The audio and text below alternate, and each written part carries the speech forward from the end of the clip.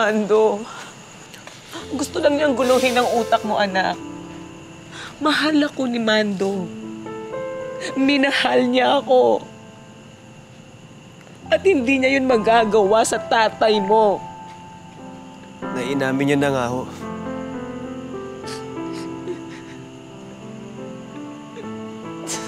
Hindi totoo yan.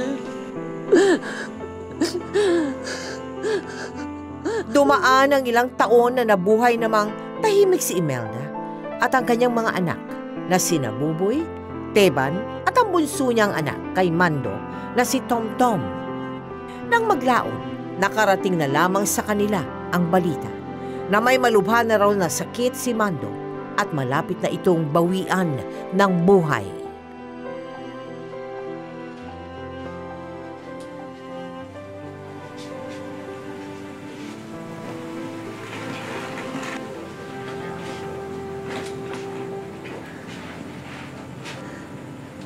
Mando?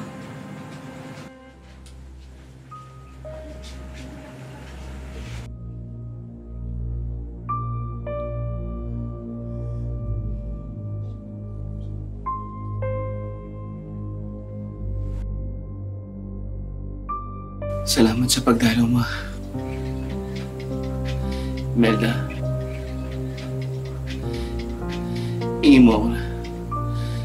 Hingi mo ako ng tawad sa Diyos. Sa lahat ng mga kasalanan. Kung di man, tatanggapin ko na lang. Tatanggapin ko na lang kung anong parusa sa akin ng Panginoon.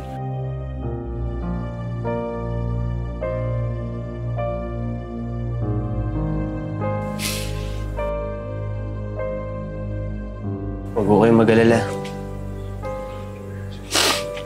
Napatawad na ho namin kayo, nanay. Sa lahat mo ng pananakit. Pati na rin ho sa buhay ng tatay.